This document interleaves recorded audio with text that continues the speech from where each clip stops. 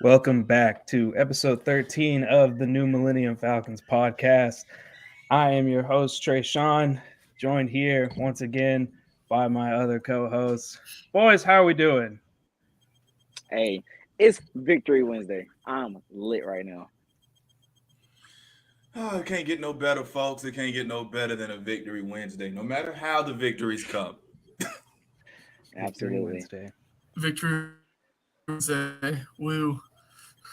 Yeah, I think Woo. Hunter's internet Woo. connection speaks for Woo. itself there, I think, too. Definitely on the same wavelength as him right now. Well, boys, this week we got the Chargers, and we have a great guest. I know a lot of people here are familiar with him, and we're really excited to have him. This is somebody that's really gonna that we're gonna hear some hard truths about the matchups that Atlanta's gonna face this weekend, and he's a great guy. So please welcome Alex Kaston. Alex, how you doing? What's up, fellas? Doing good. What's Thanks going for on, having me. Alex? Awesome, man. We're really happy you're able to join us this week. This first segment, we would ask you to participate, but unfortunately, there were no trades made by the Chargers. So we're going to lead off with some of the moves that the Falcons made this past week. So, Savion, why don't you tell me about who do you want to talk about? Which move? I mean, I got to talk about the big one, man. Calvin Ridley headed to Jacksonville. I mean, first of all, I've never seen those type of conditions on any trade. I'm sure that this is. I mean, it was them. It was Jacksonville. Just protecting themselves from the enigma that is Calvin Ridley. But Couple lawyers in the room for this one. For sure. They really did. But I mean, it makes sense. You got to make sure. And I saw on what is it on Get Up today that Darren Orlovsky said that Trevor just found his Stephon Diggs. Oh. I don't know if it's like that, but I know that he was still like top 10 in win rate in both zone and man while he was still playing. So I mean, if they're gonna make a move for anybody, let it be Red. Slide Red, and we're gonna miss you here. Yeah, that's a good point. Calvin was definitely I think we all agree, a top 10 route runner when he was playing. It's been a while since he's played. One of those conditions is that, if he gets in a contract extension with the Jaguars, that we get a second round pick. So I'm definitely cheering for Ridley to return to form, and maybe Trevor Lawrence did find his Stephon Diggs. Yeah, maybe It's possible. Fleek. I think you've got a unique perspective on this trade. Why don't you talk to us about the Dean Marlowe trade? All right. So there once was a quarterback named PJ Walker, and he almost led his team back to victory with 22 seconds left against the mighty Atlanta Falcons. He launched the ball for what seemed to be like 70 yards. It's 67 in the air. Yeah. And somehow DJ Moore was open behind Dean Marlowe. And he scored a touchdown and shattered my heart as I sat in the stadium. I didn't call for Dean Marlowe's job at the moment, but I ain't mad at it, I mean, yeah, no, you got a seventh. I think the feeling's mutual there. Yeah, you got a seventh. I mean, and that's not that exact same seventh, but you use the seventh for a trade, and then you got a seventh for a trade. Yeah, Marlowe gave up a 62-yard touchdown. It's a win-win, in my opinion. Yeah, I agree. And let's talk about where one of those sevenths went. Hunter, you want to talk to us about Rashad Fenton? Yeah, so we ended up using the seventh, I think, that we got from Marlowe on Rashad Fenton from Kansas City. He's been like their starting corner for the past couple years. Alex, I know you guys, play them twice a year. Is he solid? Yeah, I mean, he's fine. I think a lot of the stuff I was reading about was just that, like, he's gotten supplanted because they drafted Trent McDuffie in the first round, and then, like, Jalen Watson has played really well since they drafted him in the 7th this year, so they kind of are set at corner. And Rashad Fenton was kind of like the last of those guys from like the 2018, 2019, 2020 teams where like Okay. the defense was terrible, but they had Treverius Ward and Rashad Fenton and all those guys that are like on other NFL teams now and seem like they're fine. So, he's all right. I think he's a solid CB3, CB4 once Terrell and Casey Hayward are back. Okay. Yeah, that's kind of what I was leaning to. I know that he's a decent zone coverage guy, so I think that'll fit well. I don't think he's anything more than just injury fill-in for us with Terrell and Hayward both getting hurt. Yeah.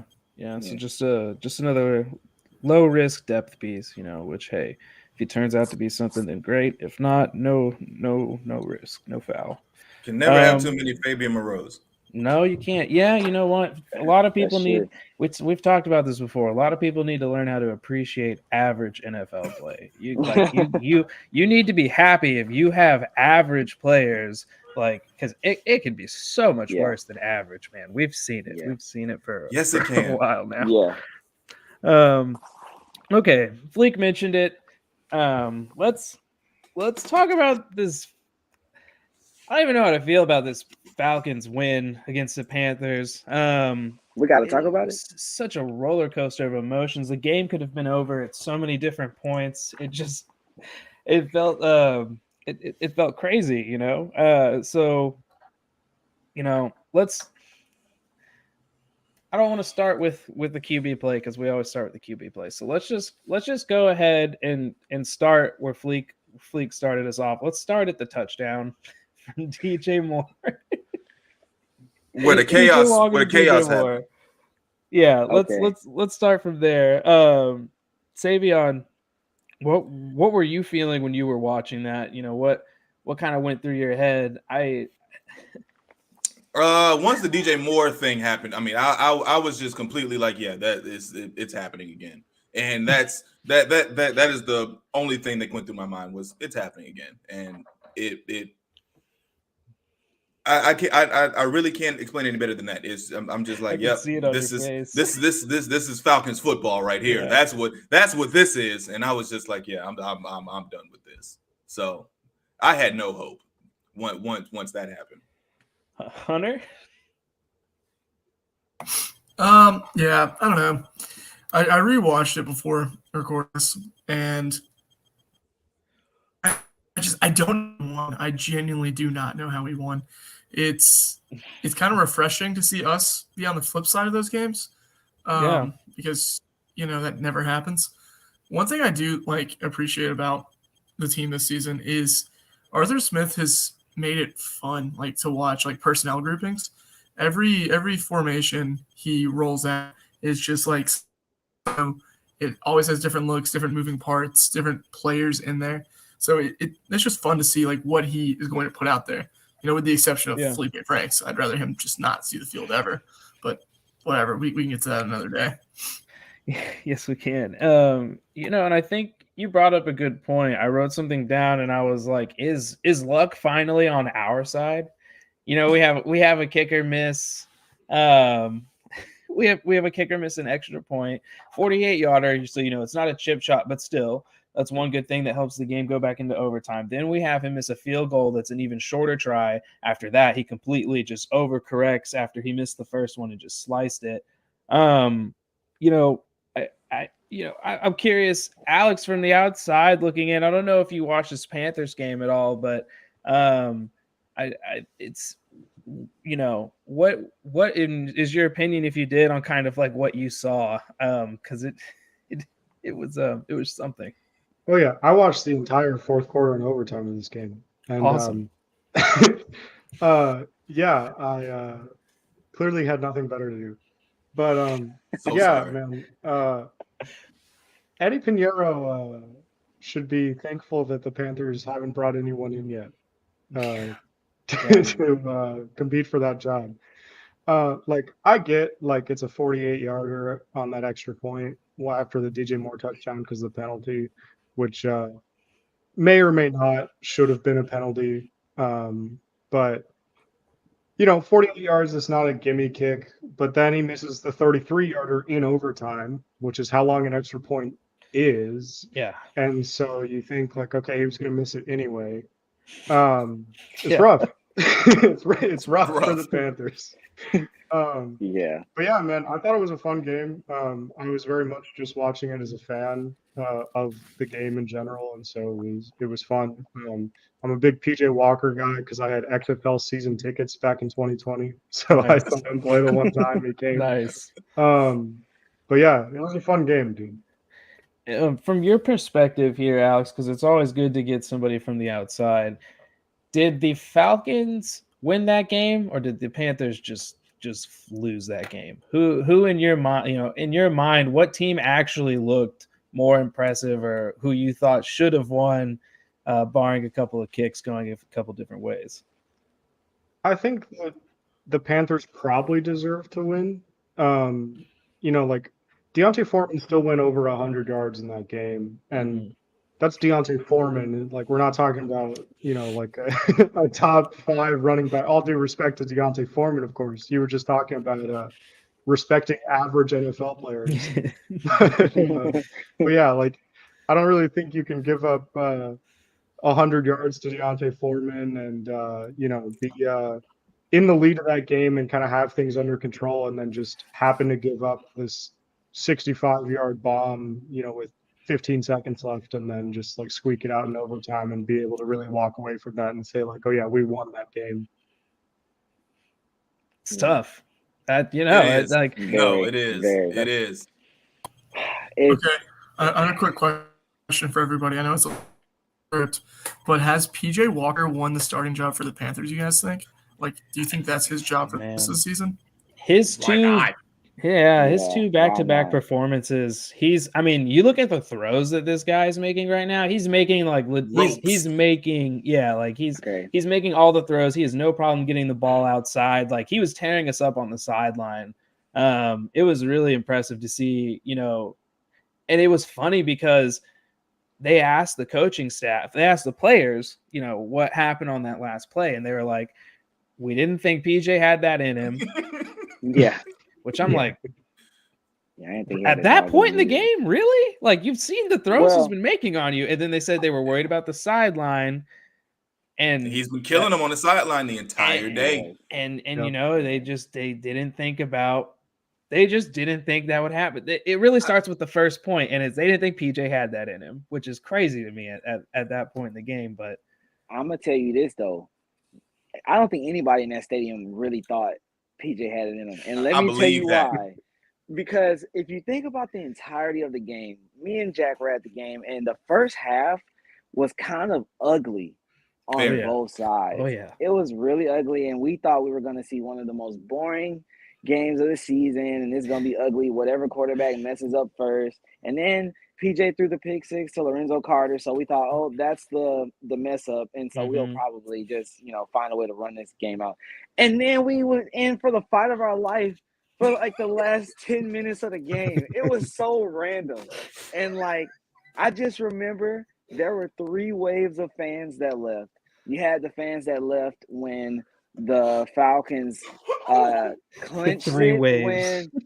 I promise you, when the Falcons clinched it, right? When after the sack on the sack to 4th and 17, after the deflection, Cool kicked the field goal. Everyone around us gave us the fist pump, and they were like, "All right, we're going." And so we're like, "Cool." Those are new Falcons fans. Those are obviously those are new Falcons fans. I don't know how we got new ones, bro. but those are new ones. Obviously, right? So I'm like, okay, cool. But me, I'm still chilling because I know, but I'm just thinking to myself, this is the first Falcons game I've been to in person where something insane is possible, and I don't need that right now. I absolutely don't need it. And, Jack's like, nah, we should be cool or whatever. So we're just watching as that drive goes on. We're like looking at the clock. We're like, hey, if they tackle a guy in bounds, they're done. So it doesn't, nothing matters. Kicking it, PJ Walker snaps the ball. I'm barely paying attention. I'm like, okay, cool. I'm looking, and I just see PJ escaping. I'm like, okay, this is a long time. And I just remember him launching it, and I'm literally looking at that ball like there's no way that ball's getting there. There's no way. And then I look and I see where Marlo and Rashawn Evans are, and I said, "Oh my God, he's open." First you see Rashawn Evans back there, which that immediately, as soon as I saw that camera turn, I was like, "Oh my God!" I was like, "How did he get down there?" And I have flashbacks of Deion Jones covering receivers and running backs 50 yards down the field in my life flash before my eyes, and then it happened. Boom.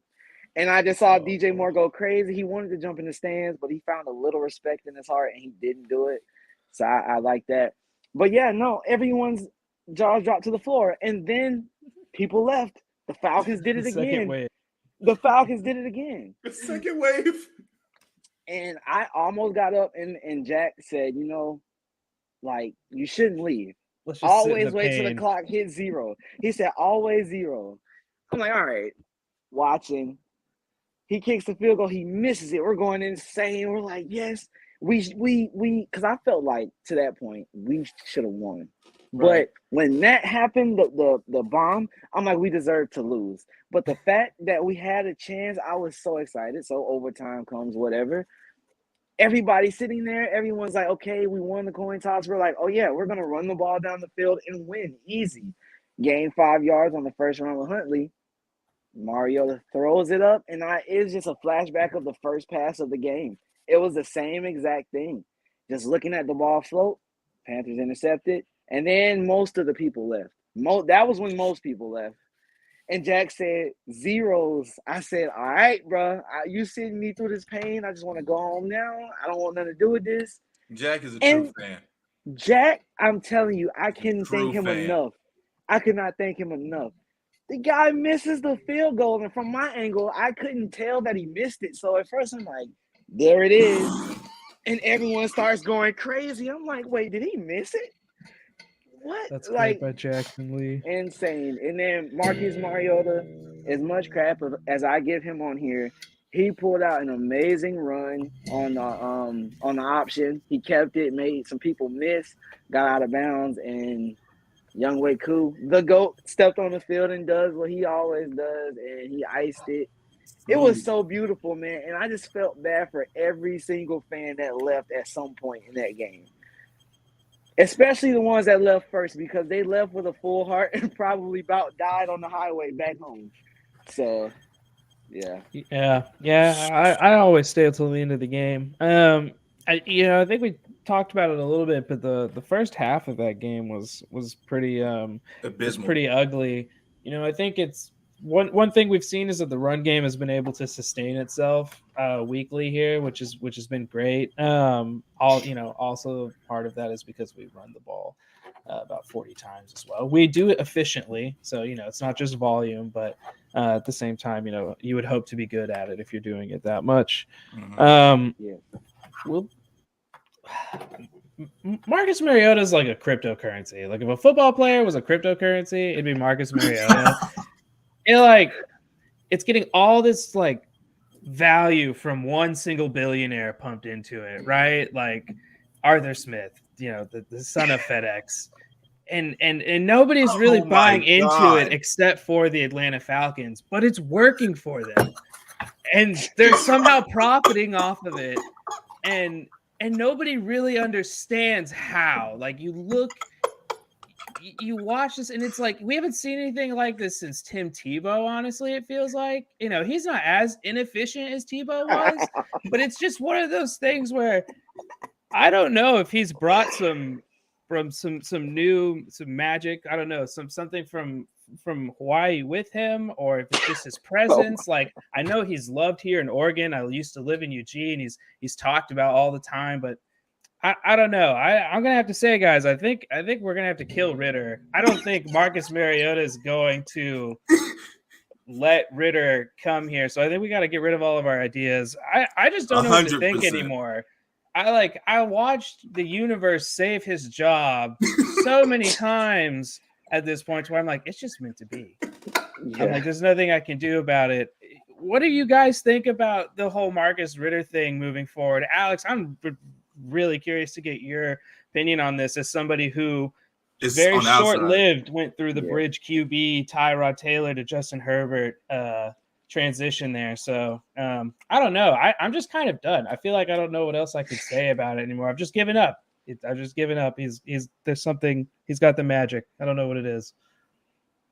Yeah, I mean, he's definitely got something that Tyrod Taylor doesn't, because Tyrod Taylor's out here getting stabbed in the lungs and injured every time he gets put in the game. So, like, what are you gonna do? Yeah, no, I was writing some of my preview pieces for Chargers Wire this morning, and I was going through and I was looking at the stats, and like, first thing I pull up is always the DVOA charts, and I was like, the Falcons are 9th in offensive DVOA. Yep. That's not right. and then I'm looking through all the stats and I'm like, you're only throwing more passes than the Bears, and like everyone else is throwing more than you guys, and like it's like 22 attempts a game, and Mariota's thrown 6 picks, and like you're 4-4. He's It's breaking I don't know DVOA what's been right going now. I on. don't Yeah, get it. I was It's a like, fake I don't know offense. what's been going on. out here. It's a fake offense. We're running a fake offense. Like, Yeah. no, like what Trey is saying is true. We don't know why it's working. We have no It's a idea cryptocurrency. what it Marcus is. Mariota is a that- cryptocurrency. We have no idea what it is that is confusing. When I saw Kyle Pitts by himself on the sideline on Sunday, I was sitting here. I'm like, what made Shaq Thompson carry, who was that, Demir Bird or whoever it was, up the seam instead of going with freaking Kyle Pitts? At that point, that's divine intervention. I don't know what's going on and why this fake freaking offense is working, but it is. So I don't know. It's so weird. It's working. It's so weird. Because Trey, I feel you, like, and Trey even said in the chat or whatever, like, bro, they're gonna save his job again, aren't they? And it's like, yeah, they are. Somehow The Falcons are really saying fuck analytics, and they're just beating the spread every week. We are America's team. Dude. We are football in its purest form, people. This was like John Gruden's vision when he came back. He just couldn't pull it off, but we're actually doing it. Yeah. That's honestly what this feels like. Yeah, no, it's bizarre to me because like it's not even like the rush offense DVOA is carrying the numbers. It's like the pass DVOA is 8th. You're 8th in pass DVOA, and like I have NFL Red Zone, and I have a couple extra screens, and so I'll be watching the Chargers game, but I have Red Zone up on the main one. And I swear to God, every time they cut to the Falcons game, it's like, all right, here's this dude that hasn't caught a pass all season. Here's a 70-yard touchdown to Demir Bird on his first catch of the year. And I'm like, who is this? Where did this guy come from? I'm like, I know who Demir Bird is, like vaguely, but I'm like, when did he end up with the Falcons? I think so. I think this is a great transition into what I think is just what could be a hilarious matchup between the Chargers and the Falcons. Two franchises that just they know a thing or two about pain, misfortune. And I think that we could build on that. Alex, why don't you kind of give Falcons fans, what is the current state of the Chargers right now, week 9? Bad. Bad. Everyone on the team is dead. Rashawn Slater tore his bicep in the Jags game, which was like week 4. So he's been out for the year. We have Jamari Stollier, 6th-round pick from Georgia, who Falcons fans might be familiar with if they're also Georgia fans. They are. Also very funny because we took Stollier after the Falcons took Justin Schaefer. We don't understand it still. We don't understand it still. We don't. Thank you for that dose of Alex, pain. leave. Leave. Yeah, Leave. we drafted him to play guard, and he's playing left tackle now. He's been excellent at left tackle. It's been crazy. Don't Good say. for you. Great. So Corey great. Linsley has knee tendonitis, and then he came back from that, and then he got really bad food poisoning right before the Broncos game. There's a Russell Wilson joke in there somewhere. But then he wasn't 100% in week 7, and so like we're hoping he's back 100%. Right tackle Troy Pipkins has a sprained MCL. Mike Williams is going to be out on Sunday because he sprained his ankle. Josh Palmer's coming back from a concussion. Keenan Allen has a hamstring injury. that he aggravated during the bye week after coming back for the first time since like week 1. So he didn't practice today. He might not play. Oh wow. Wow. Justin Herbert still has fractured rib cartilage and Yeah. is having the worst stretch of his career. Joey Bosa's still out. Chris Rumph is out, our edge 3. I think J.C. Jackson tore his patellar tendon. Yeah. Like I think that's everyone, but like yeah, everyone on the team is dead. Like But- everyone that you know on the Chargers is injured. Austin Eckler is alive. Austin and well. Eckler's still healthy. That's right. That's true. Austin Eckler is one That's of, true. I think it's 5 starters on offense, like projected starters on offense from the preseason that haven't gotten injured yet. Oh my god. And that counts. Austin Eckler's on for my fullback. fantasy team, so I need him to stay healthy. Yeah, he is my fantasy team. Savion, I see the look on your face. And remember what you were saying about divine intervention? Isn't this giving you San Fran vibes? The San Francisco game vibes? Fully. Because number one, this is the team and the that- Browns. And the Browns. Exactly. It's like we're this- catching these There's teams something when weird they're happening with down. this We team. haven't played a Bosa. How did Yeah. we miss Yeah. both We should get Bosas? both Both. Bosas. We were supposed to face both. We were supposed to face both Bosas. We haven't faced either. Khalil How did Mack that is healthy happen? though, right? Khalil Mack is healthy. Yeah, Okay. he's been very healthy good. and but I mean That's a it- sack it's- right there. Yeah, At at least one. At least Yeah. at least 1.5, honestly. That's one. But I mean, Khalil and Mack versus Caleb McGarry. Hmm. Can we That's not? unfavorable. Can we? Keep Oh it my God! I think Caleb and the Bosa brothers would have But- got along. I think that one could have worked in our favor. I don't know if that one would have got do you know? Trey, something's wrong with you. But Sorry, no, please continue. Like Alex, I'm sorry, bro. Like your extra facility is basically an ER. Like that is horrible. Yeah. Why is Man. And just What? real quick to answer Jackson Lee's question here, I don't know. Dustin Hopkins has a hamstring injury. If you guys watched that, Your kicker? Broncos Yeah. Chargers Monday night game, Wow. Yeah. when Dustin Hopkins hit the game winner and like he made 4 field goals in that game, and after every kick he was falling to the ground screaming in agony. Yep. Saw that. He we didn't put him on IR because we were like, oh, maybe he'll like make it through the bye week and it'll be fine. Didn't practice today. So we do have a kicker that is he's 3 of 3 on field goals and 6 of 6 on extra points in 2 games that we've brought him Right. up to the practice squad. There you But go. his longest field goal has been 28 yards, and he's made 6 extra points from 33. So I don't think we're gonna kick if it's more than like 35 yards. I can't believe the Chargers have kicked that many field goals within Right. 28 yards. I was thinking that. Three. Only 3 of them. Only 3 of them. 6 extra points. You know, let's As a matter let's of fact, let's Alex, talk about the Chargers offense. Yeah. How do you feel about Joe Lombardi, Alex? How do you feel about? So I know you guys have. Have you guys heard of stick? It's Yes. it's the best play in Yes, I football. Wow. The Chargers offense is like, you know how, I don't know if any of you have younger siblings, but if you do, you know how like sometimes you'd be playing Madden and you just like hand them the controller when they're like 7 and they just Yeah. call the same play over Yeah. and over and over. And like Yeah. they just use the 3 Ask Madden plays on every play. And that's that's the entire playbook. That's the Chargers passing offense. It's Stick, it's Hank. That's it. Those are the 2 plays.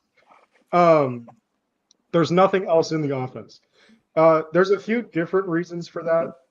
I get in trouble in the on Chargers Twitter a couple times a week because I'm not immediately like, let's burn Joe Lombardi at the stake.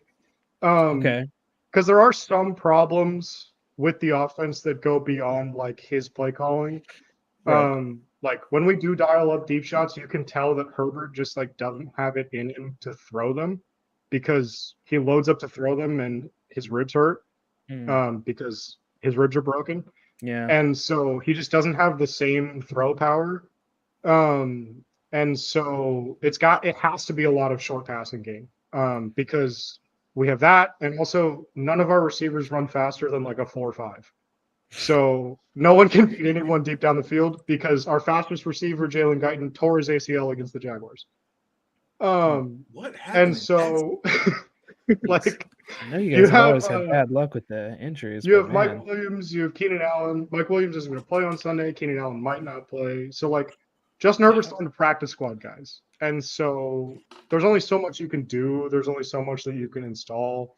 And, like, you have to work the short passing game because Herbert can't load up to throw it far. There's a whole bunch of reasons why the Chargers offense is broken. The run game doesn't work, and so play action doesn't work. And so, like, you can't dial up deep shots off play action. It's a whole thing. I do like Joe Lombardi as a run game play caller. If Joe Lombardi was just the run game coordinator, that'd be sick.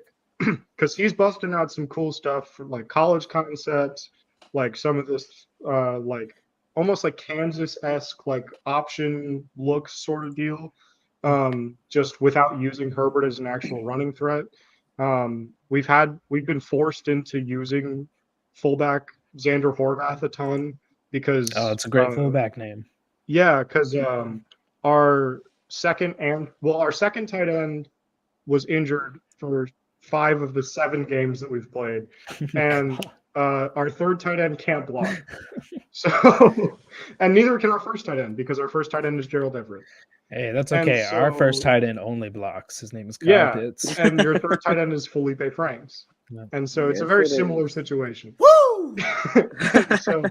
So like they've had to get creative in the run game, and credit to Joe Lombardi, he's gotten creative in the run game. The stuff that they're doing is cool. It's just not quite coming together yet because the offensive line is trotting the 5 of us out there every week, basically.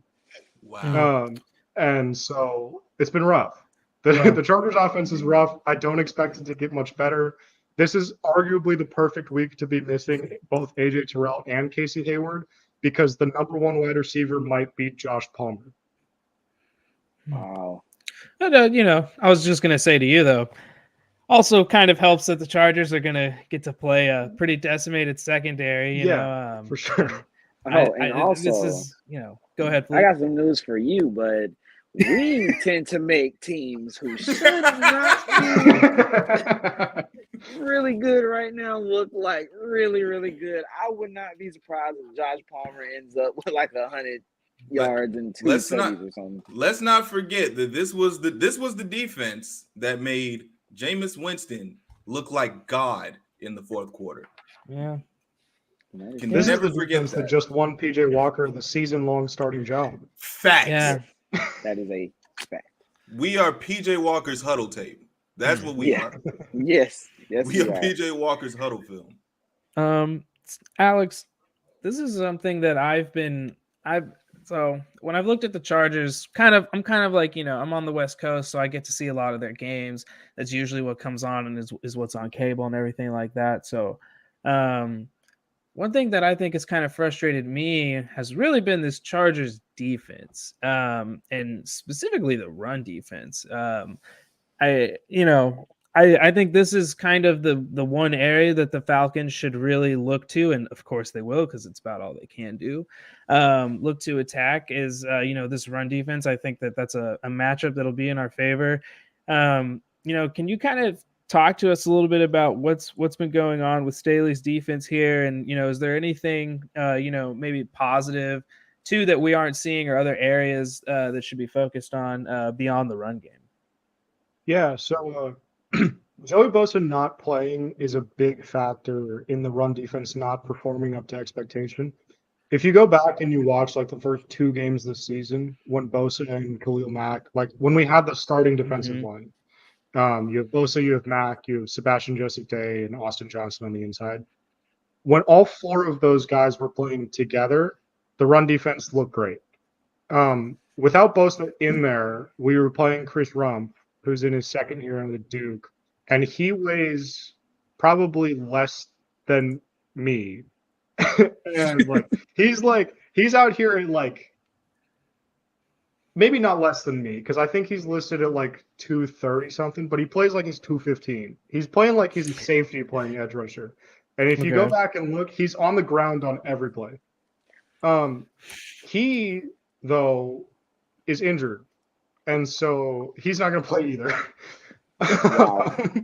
Wow. But that's a big reason is there's just not a lot of outside contain because you don't have Joey Bosa in there. Joey Bosa is a really underrated run defender. I think that's one of the best aspects of his game when he's healthy, and losing him is a big factor as to why, like, you just run away from Khalil Mack and no one is containing on the outside. Once you get into the second level, Kenneth Murray is blind still. So that's an issue that we're still working through. He doesn't really know where he's going a lot of the time. He can't really like get off of blocks a lot of the time. He's just kind of running into things. This hurts. And so Hearing that you get past hurts. that, and then you're into the secondary, and the safety not named Derwin James, whether it's been Nasir Adderley or Alohi Gilman, has really struggled to tackle. And the Chargers secondary in general has really struggled to tackle. It's been a problem since the preseason. We drafted JT Woods in the 3rd round to basically play the second safety next to Derwin James because Nasir Adderley's contract is up after this year. And JT Woods hasn't been active for a single game because he missed 5 tackles in the preseason in like 2.5 games. So he hasn't played.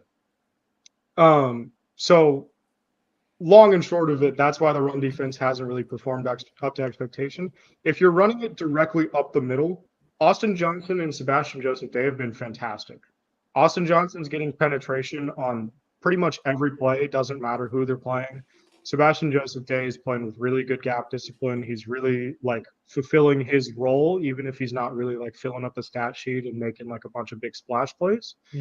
But outside of that, like if you go back and you watch like the Browns game or the Seahawks game, it's all just kind of like this outside zone type stuff. And they're running it directly at the edge not named Khalil Mack. And that guy gets washed out of the play, and then you're into the second level, and you just have to break 1 or 2 tackles, and then you're off for a gain of 20, 30, 40 yards. The Chargers have given up the most explosive run plays in the league, I think, except maybe Washington. Because, and like, we had a streak the first 4 or 5 weeks this season where we gave up a 50-plus yard rushing touchdown every game. Except for the Chiefs game where we did do that, but it didn't count because it got called back. So, you know, it's good. This is insane. But yeah, that's a lot of the reason is just Joey Bosa's not playing, so you can just run directly at the guy that is not Joey Bosa. All right. Wow. So I wanted to ask real quick. Yeah, go ahead. Kyle Van Noy. I mean, what's going on? I mean, I'm looking at Pro Football Reference right now. He's got a missed tackle percentage of 9.1. Quite frankly, the missed tackle percentages go up from about 7.1% to about 18.2 from your friend Chris Rumpf. From pretty much the secondary up, which is crazy to see. Yeah, anybody not named Derwin James and Khalil Mack, they look bad on here. Yeah, they look bad on film too. Yeah. So tell me, what the heck's going on with Kyle Van Noy? Like is he not looking good at the outside linebacker spot? Yeah. So there's a couple different things. They're asking him to do a lot because they're pretty much asking him to play linebacker on rundowns. He's playing like off the ball in 3 linebacker packages. It's him and Drew Tranquill and Kenneth Murray. Sometimes they'll take Murray off the field and it'll just be Tranquill and Van Noy, but he's not playing a lot of like traditional just edge and playing like down on the line and playing as a run defender there. No, he's a true outside linebacker. Yeah, exactly. And they've brought him down a couple times to play edge and kind of like be a more versatile player. That's the role that they kind of envisioned for him in the preseason. They haven't really been able to install all of that they wanted to do because of injuries. Kenneth Murray missed most of training camp coming back from the injury that he had in the offseason. And then as soon as Murray came back, there were like 2 weeks, and then Joey Bosa gets injured. Chris Rumpf gets injured, and so they're asking him to play a lot more edge, and he doesn't really have the frame and the power to do the stuff that the Chargers want out of their edge rushers as a run defender.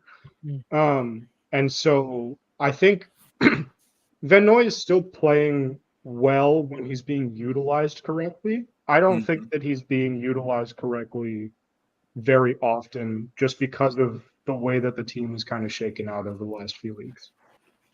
Gotcha.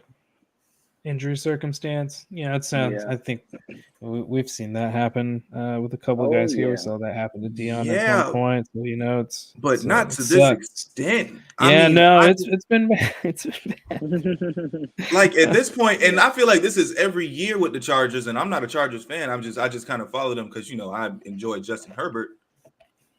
Why have we not fired your training staff into the sun yet?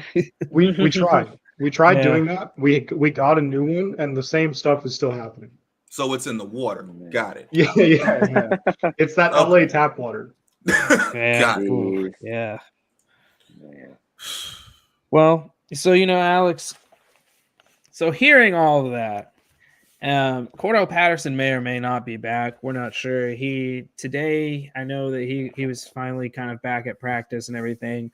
I'm of the mindset that I think he might get held out just one more week. I don't know if they want to activate him just yet. But how do you feel about having to face this Falcons run offense? We kind of touched on it a little bit earlier. They're an efficient passing team, like I think 9th in DVOA right now. But their run offense is really kind of what they've become known for this season. Yeah, I feel bad about it. I don't want to do it. Yeah, I think if Patterson doesn't play, I think that this might be a game where like a Tyler Algier or a Caleb Huntley ends up having like 90, 100 yards and a touchdown or two. Mhm. And people that aren't as familiar with what's going on with the Chargers are going to be talking about like it still needs to be like this three-headed committee when Patterson comes back, when I don't really think that that's going to be true. I think that if Algier or Huntley or whoever has a big game, it's because Patterson would have had a bigger game because that's the way that the defense is structured. And so, like, I'm just preparing you guys for that now because I feel like that's going to happen and you guys are going to have to answer for that. I won't have to do that. And Jackson, he's actually been better this year. Jerry Tillery's been better. He's only playing rotationally. We're only having him rush the passer. That's what he's good at. He's been a little bit better. He's also injured. He has a back injury. He didn't practice today. Jeez. Oh my God. Like I said, Does every it get player better? on the Chargers that you are aware of is injured. We're trotting out Justin Herbert, Austin Eckler, and 51 practice squad players. And Derwin James and Khalil Mack in there. So 49 practice squad players. And they call us the island of misfit toys. Yeah. Man. But yeah, run defense wise, like I think the way that the Falcons structure their run offense, and especially the way that they use Mariota as a runner also, I think is really going to give the Chargers problems because it's going to require the Chargers to dedicate the defender to Mariota as a runner. And if that's going to be Derwin James or Drew Tranquil or someone like that, then you're taking away everything else that they can do for the defense to have them just focus on, like, we're going to stop Mariota as a runner. And if it's going to be Kenneth Murray, Nasir Adderley, Bryce Callahan from slot corner or something like that, then you're asking a less talented player to stop Marcus Mariota from doing this.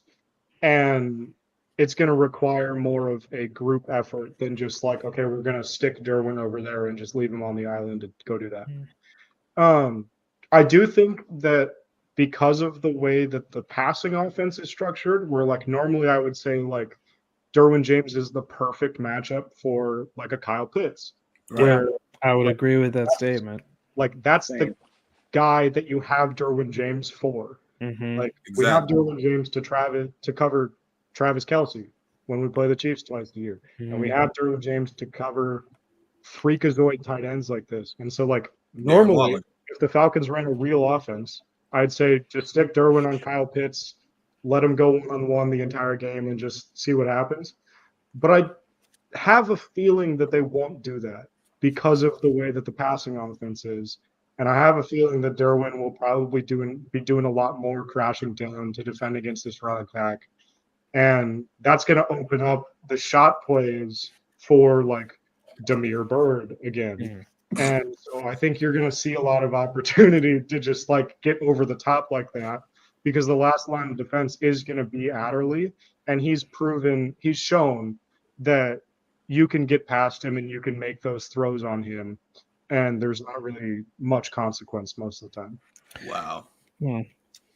I think both of these teams. Oh man, that was. It was cool to think sobering. about. It was sobering. sobering. It very much was. We come into this game and we look at the LA Chargers and we're like, okay, first of all, it's Justin Herbert. I mean, and I guess it's his ribs may hurt, but he's still going. This is I sincerely thought this was the game that Joe Lombardi was going to be like, yep, let's go ahead and open the playbook up. Yep, let's go ahead and open the playbook up. Hearing all of that, hearing basically everything that's going on in LA, it was so much bigger than I could have expected. So yeah, it's definitely brought us back to square one here. Yeah, I could say the same. I feel like I'm kind of adjusting the outcome of what I think may happen in my mind now, because I have a lot more information than I did. And now I'm kind of looking at the game totally That's why we brought him different. here. Yeah. Well, checking on time. Let's move on to some overreactions or some spot on takes. We got Alex in here this week, so we sprinkled in a little bit of some Chargers in this one. So we're gonna start right off. I couldn't help myself from jumping into this one when I saw it on Twitter. Alex, I can't wait to get your opinion on this. Overreaction or spot on take. Tua is better than Herbert. I don't know if anybody saw this circulating. Emmanuel Acho is a sick man. Chargers Twitter is not on speaking terms with Emmanuel Acho right now. It's been a whole thing this week. So is Tua better than Herbert, Alex? Is that an overreaction, or is that spot on? I mean, it's an overreaction. It's an overreaction. Let's be clear. Like, someone from Chargers Twitter posted today that if you take Justin Herbert's 39 starts, right, you have 35 different stretches of 5 games in a row. And of those 35 stretches, the last 5 games since he injured his ribs are the worst stretch he's had in his career by EPA per play. And not all of that can be attributed to like Joe Lombardi's a terrible offensive coordinator, because he was the offensive coordinator before his ribs got injured last season. Not all of it can be attributed to his receivers are injured, because his receivers were injured before he got injured. His receivers have been injured last season, the season before that. And so like the rib injury was clearly affecting his play. There have been some throws that have been a little bit more off target, like some of the decision making has been a little bit more questionable than it has been in the past when he's been fully healthy. But I think that the injury has Justin Herbert thinking about things more. And he's so programmed to, okay, this read isn't open. Let's get through. Like, he's so programmed to get through his reads as quickly as possible. And the offense is so restricted because we can't call anything deep down the field that he's like, okay, I'm going to get to my 5th read and then nothing is open. I'm just going to force something because I need to get the ball out.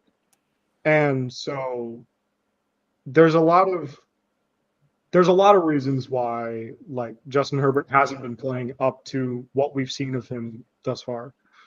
And by the same token, I think there's a lot of reasons why Tua has been playing up to the level that we've seen from him so far this season. And I think a lot of that credit goes to going out and getting Tyreek Hill, getting Mike McDaniel to coach this team, where like we know that he can coordinate a successful offense. We saw him do it in San Francisco. I think there's a lot of context beyond just like Tua's more talented, Herbert's more talented. Like there's a lot of different reasons. But at the end of the day, we've seen what Herbert's ceiling looks like, and we're starting to kind of see what Tua's ceiling looks like. And I personally still take Herbert's ceiling Mhm. of like what he looks like on a good day. Okay. All right. Well, that was what a poignant and political answer there from Alex Kaston. Took no shots at the enemy. I like that. Fleek, Hunter, Savion, overreaction or spot on? We Alex gave his case. But what about you guys? Anybody here taking Tua? Overreaction. 100% an I overreaction. love Tua Overreaction. because he's a Bama guy. So I Mhm. love some Tua Tagovailoa. But overreaction. Justin Herbert has shown that he can be elite. So, I mean, I'm sure he doesn't know ball. That's all I gotta say. Okay. Well, this is this will be fun. Arthur Smith is a top 10 coach. Top 10. Overreaction. Overreaction is spot on. Overreaction. Okay, we got one Overreaction. overreaction from Hunter. All right. Do you want to build on that? No. I'm gonna let other people go first in case they, I gotta think first. You gotta disagree. give me If not, I can go. yeah, I'm You're not You gotta supposed go to ahead. think on it too hard. You just I'm gotta thinking go with your hard. gut. Listen, All right, bro. 'cause see, Well, my because gut- what I hear, because here's my thing. Arthur Smith, to me, is at least fringe top 10. At least Yes. fringe. not So as what fringe. I'm thinking is, can I put 10 coaches over In front of Arthur him. Smith right now? So we here. I think I it's can. him. My dog. Randy Myers overreaction. I want to Listen, say like we if I not say- worried about BT right now, man. if not I worried I about think say- he's like 13. if I yes, Smith's I was gonna say legit like if 13. it's Okay. if it's overreaction, he's right like in the 10 to 15 area, in my opinion. He's Okay. right there. Savion, is that where you are? I like my guy, man. I like him. I do I too, like bro. him, man. I like him. Alex, do you have an Fine, opinion from I'll the say- outside? Listen. I'll say Oh. spot on. I'll say spot on. I Okay. love it. Nice. Is he 10? Or is he higher than 10? Is he higher than 10?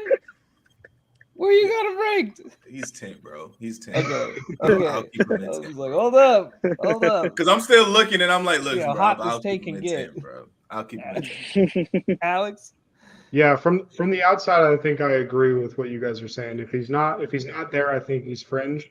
While I was watching that Falcons Panthers game on Sunday, I was just thinking about like, at the very least, because he's calling plays, right? He's the one Yeah, calling he's plays calling on all the offense. plays. Yeah, he's at the OC. very least, I think we can start talking about Arthur Smith as like a top 10 offensive play caller, because the way that he's gotten that offense to work with whatever it is that they're doing, like, is impressive. And there's no denying that it's impressive. And at some point, at some level, like with the talent that you guys have on that team, you have to give credit to the play calling.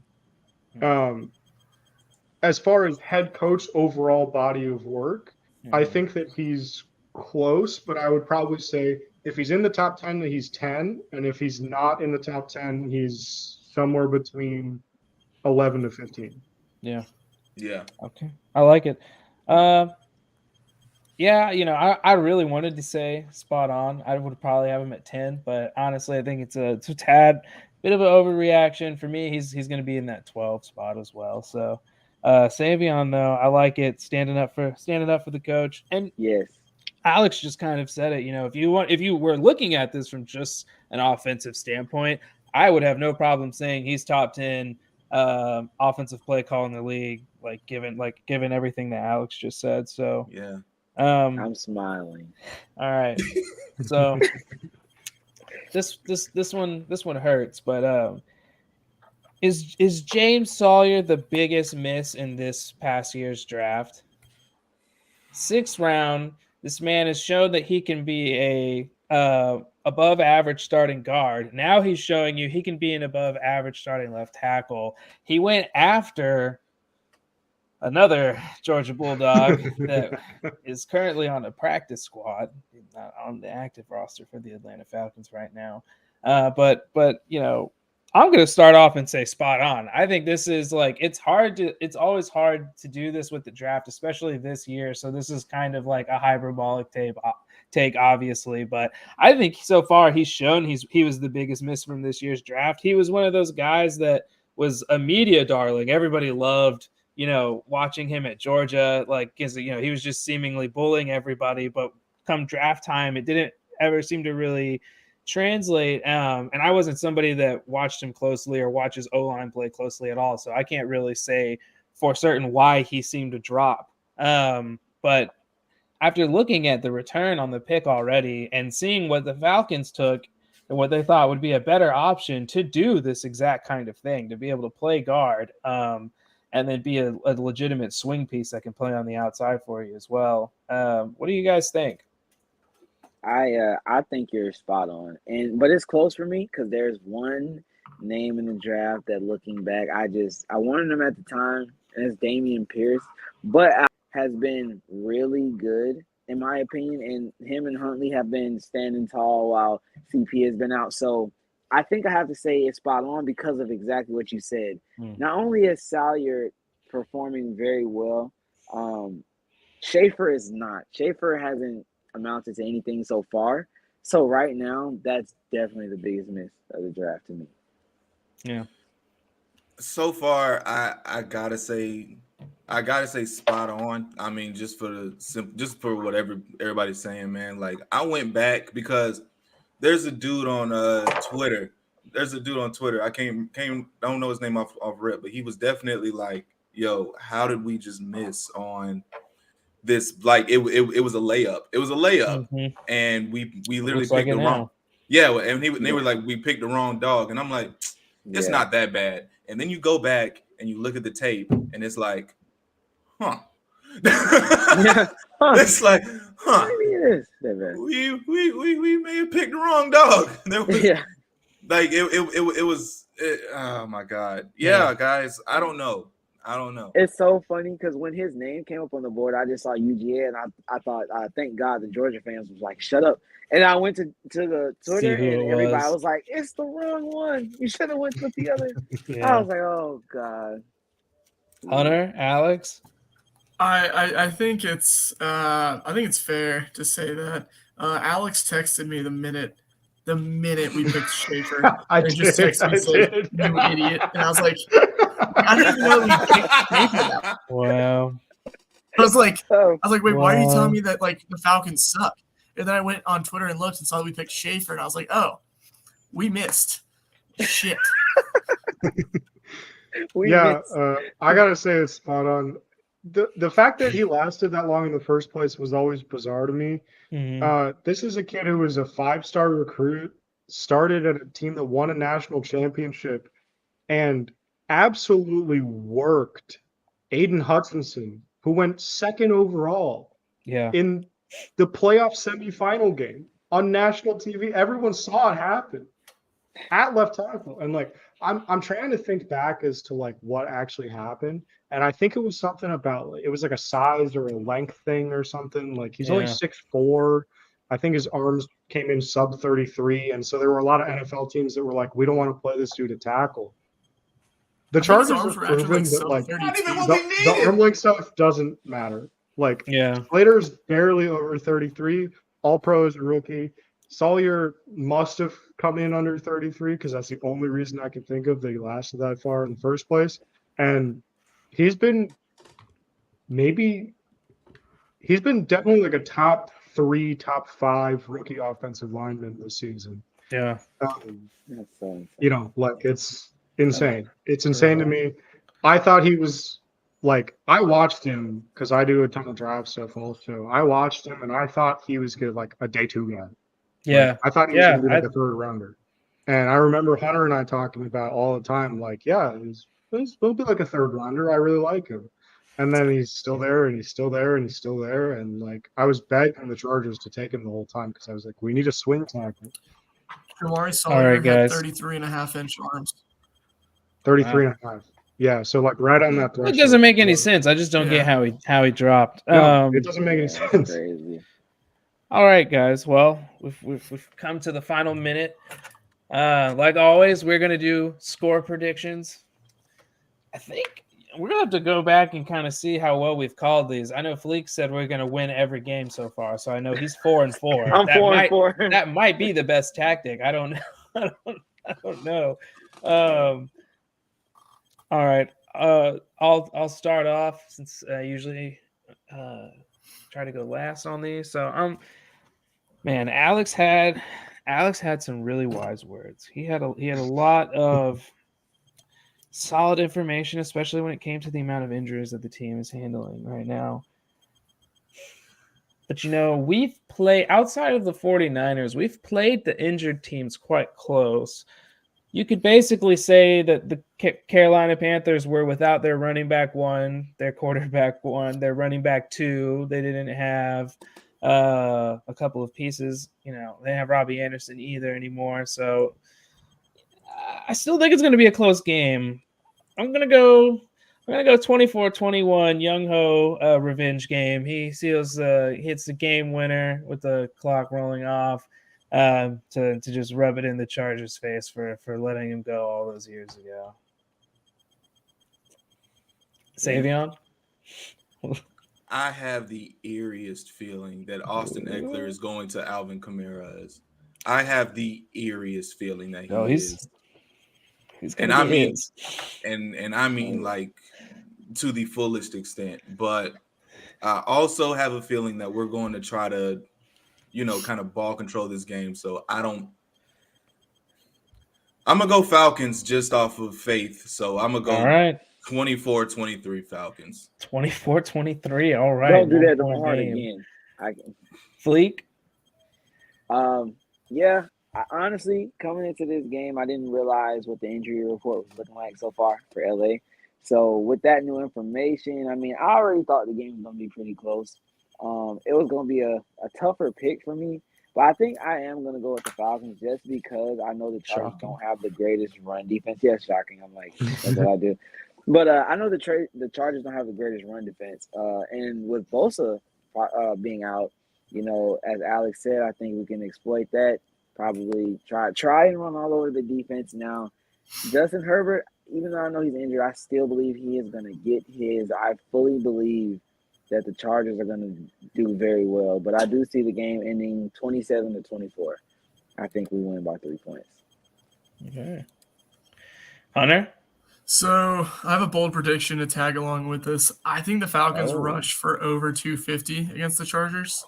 And I think we win 28-21. Close to Brandon's. Yeah, close to Brandon's. All right. Alex, what do you got for us? So while I was doing research this morning, I found out that the Falcons and the Chargers are both in the top 3 of points allowed per game. They're second and third. First is the Lions at 29, which is insane. But the Chargers allowed 26 and the Falcons allowed like 25 and a half. I think that Savion has the right idea that the Falcons should just try to play ball control. The problem is that I think that you're going to try to play ball control and then accidentally rush for like a 50-yard touchdown.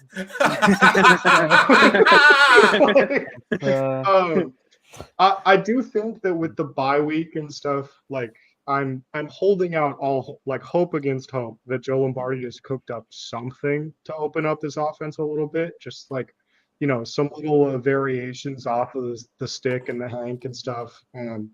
So I think it's going to be a shootout. I think it's going to end up being spiritually similar to the Panthers game. I'm going to say like 34-31 Chargers. Okay. Wow. All right. So let me add 31. I want to ask one question real quick, Alex. If you guys do lose to the Falcons on Sunday, what does that mean for the Chargers going forward? Because after this it gets no easier. No, we have to play the Niners the week after this. And so if we lose to the Falcons and the offense doesn't look like it's gotten back on track, like there is not going to be a game where we can regain that momentum for a while because it's the Niners and then the Chiefs the week after that. And so if the Chargers lose this game, they're probably looking at 4-6. going into week 12, Hmm. which I think is the Cardinals, and the Cardinals suck. So that'll be fun. But Yeah. being 4-6 going into that game is going to be rough, Yeah. especially because if the Chargers win, the Chiefs have the Titans this week, which like they should beat the Titans, but also the Titans Titans are have weird. that. Titans are Yeah, weird. just like They are. Vrabel has they some do of that thing where Belichick they just magic. win the game and they're 5-2 somehow. Yeah. So if the Chargers win and the Chiefs lose, like the Chargers are still tied for first place in the division. If they lose and they go on a skid like this, then the season's pretty much over. Tom Telesco's contract is up at the end of this year, and Brandon Staley is not looking so great. Sean I Payton. think if it's 4-6, even with all the injuries and stuff, if Telesco doesn't get renewed, you might as well just refresh the entire regime. But we'll see. We'll see. I I don't have any information beyond that. But yeah, if they lose this game, it's gonna get ugly.